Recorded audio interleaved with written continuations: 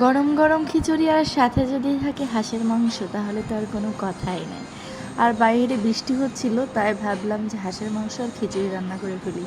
বাড়ি থেকে এনে ফ্রিজে অনেক দিন ধরে রেখে দিয়েছিলাম, কিন্তু বৃষ্টি নাই দেখে খাওয়া হচ্ছিল না। তো টানা 5 দিন ধরে বৃষ্টি হচ্ছিল, তাই ভেবে নিলাম যে আজকেই রান্না করে ফেলি।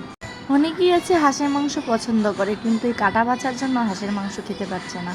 আসলেই সত্যি কথা, হাঁসের মাংস কাটা বাছা করা অনেক কষ্টকর, কিন্তু খেতে আসলে খুবই টেস্টি। আর আমার হাঁসের মাংস সবথেকে প্রিয় মাংস। গত সপ্তাহে বাড়িতে গিয়েছিলাম, বাড়িতে গিয়ে দেখি মা আমার জন্য 3টা হাঁসের মাংস কেটে বেছে রেখে দিয়েছে। আমি তো দেখে ভীষণ খুশি। আমি কিন্তু হাঁসের মাংস রান্না করার আগে সব ধরনের মশলা দিয়ে মাখিয়ে কিছুক্ষণের জন্য রেখে দিই। এতে যেরকম স্বাদ বাড়ে, আবার হাঁসের একটা আষ্টে গন্ধ আছে, সেই গন্ধটাও থাকে না।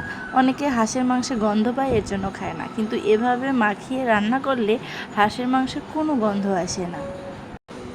শুধু হাঁসের মাংস না, খাসির মাংসও আমি এভাবে রান্না করি। যেরকম কালারটা হয় সুন্দর, আবার খেতেও হয় দারুণ। মাংস তো ম্যারিনেট করে রেখে দিলাম, এখন তো আমার খিচুড়ি রান্না করার পালা। তো খিচুড়ি রান্না করার আগে আমি পেঁয়াজগুলো সুন্দর করে ভেজে নিলাম। তারপর ওর ভিতরে এলাচ, দারচিনি, তেজপাতা দিয়ে দিলাম।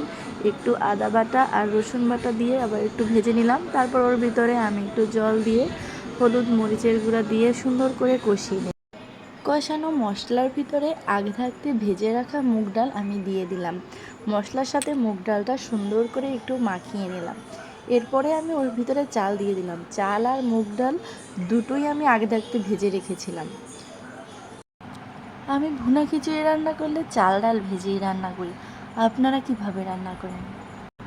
আমার নতুন বাসায় যেহেতু সিলিন্ডার গ্যাস, তাই আমি রাইস কুকারে ভাত রান্না করি। তাই আজকে আমি রাইস কুকারে খিচুড়িও রান্না করব। তো এবার আমি পরিমাণ মতো জল দিয়ে বসিয়ে দিলাম রাইস কুকারে। এই যে দেখেন রেডি আমার খিচুড়ি।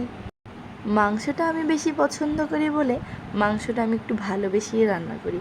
আর আমার মাংস রান্নাটা অনেক ভালো হয়। মাংসটা আপনি যত বেশি মাখাবেন তত বেশি স্বাদ হবে। এবার আমি কড়াইতে পরিমাণ মতো তেল দিয়ে দিলাম আর পেঁয়াজ কুচি দিয়ে দিলাম। পেঁয়াজটা একটু লাল লাল করে ভাজা হয়ে গেলে এর ভিতরে আমি মাখানো মাংসটা দিয়ে দেব। মাংসটা যত বেশি কষানো হবে তত বেশি স্বাদ হবে।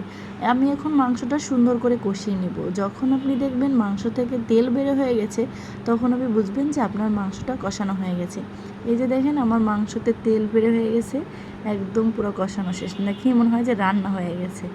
এবার আমি প্রেসার কুকারে মাংস দিয়ে কয়েকটা সিটি দিয়ে নামিয়ে ফেলবো। আমি কড়াইতে মাংস নামিয়ে একটু জাল করে নিলাম, সাথে একটু গরম মশলা অ্যাড করে দিলাম। দেখেন রেডি আমার হাঁসের মাংস। আপনারাও এভাবে রান্না করে দেখবেন, সেই স্বাদ, খেতে দারুণ লাগবে। হাঁসের মাংসে কোনো গন্ধই আসবে না। আর এত সুন্দর করে কষ্ট করে রান্না করলাম, যদি একটু সাজিয়ে গুজিয়ে না খাই তাহলে কি আর হবে? Tata, bye bye.